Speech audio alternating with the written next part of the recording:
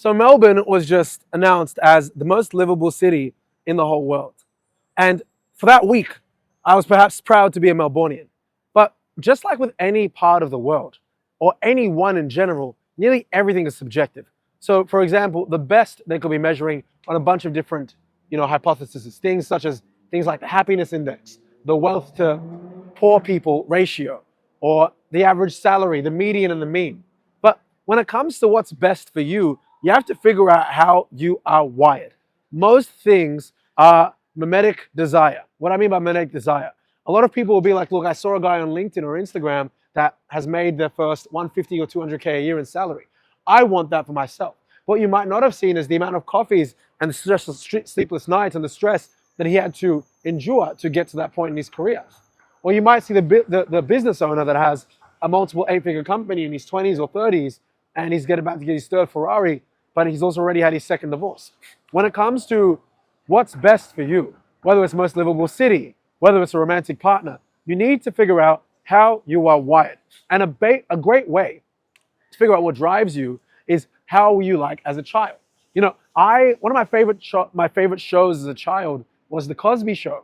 Okay, and not many people know that about me because obviously Bill Cosby has been under scrutiny for the last 20 or 30 years. But when I was between year 5 to year 7, I would watch The Cosby Show.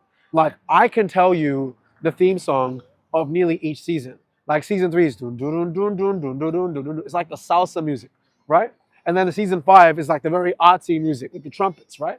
And then season 8 is the like swaggy 90s vibe. Dun, dun, and I love it.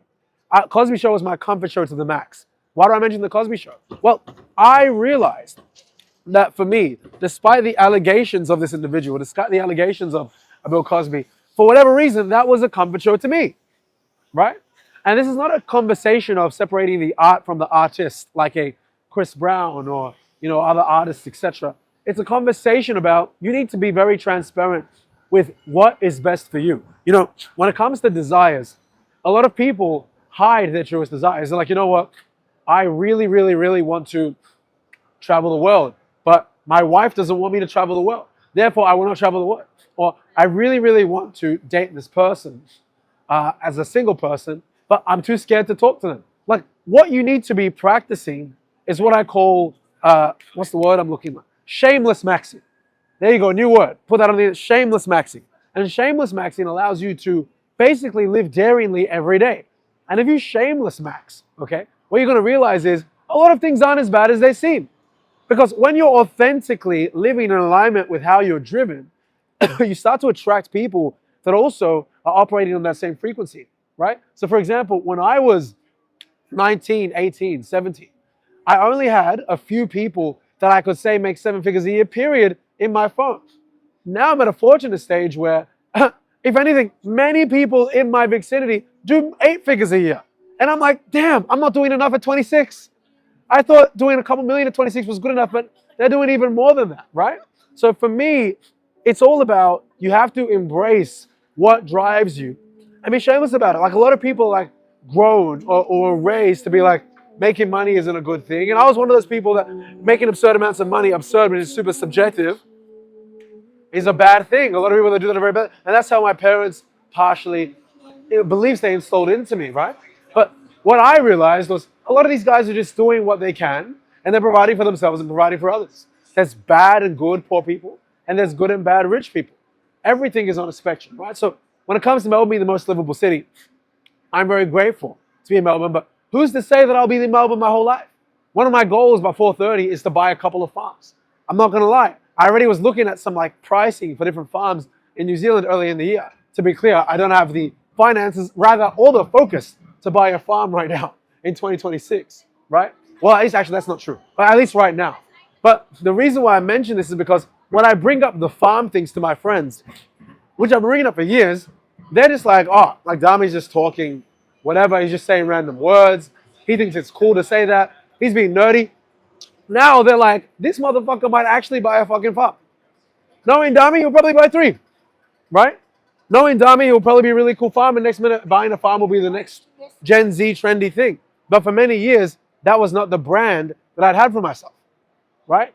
But what happens is when you start to align authentically with your utmost real desires, some that are embarrassing and some that are not, people start to brand you because you're no longer not the norm. You're someone that is deciding to go all in into their most authentic identity. And authenticity is one of the highest frequencies, right? I think love is number one, or rather love is second, but authenticity is number one. And authenticity can't be faked. That is it can't even be faked because that would then by definition be inauthentic. So again, Melbourne being the most livable city, very grateful for that. But livable is like literally one of the most subjective themes or ways of quantifying something, especially if you're someone that doesn't subscribe to societal norms. Because, for example, if you're focused on making money, well, then by definition, if you want to focus on capitalistic domination, New York is probably one of the best places to go for business, or to at least make money, be around other people. But if you're trying to optimize for a healthy marriage with kids, well, you're probably not going to have that much success there, right? Maybe in like Sweden, right? Or another part of Eastern Europe, for example. Or if you wanted to optimize for the beach, maybe you'd go to Gold Coast. You get what I'm saying? So I'm saying this not to just be pushing against mainstream narrative.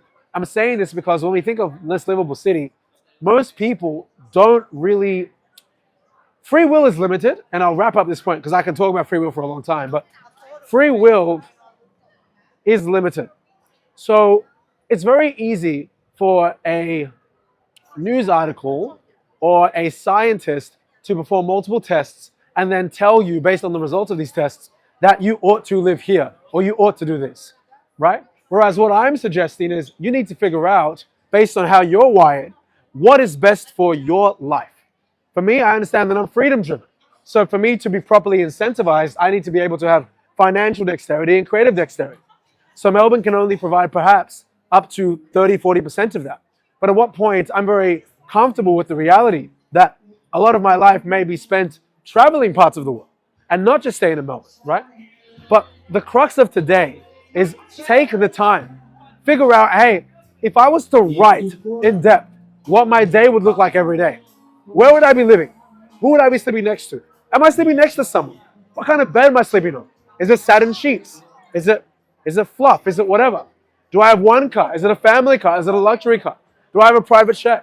Do I just have a chef? Do I make my own food? That level of specificity from morning to night will give you a good direction in terms of what's most livable for you. And instead of most livable, let's tie it to the shameless maxim.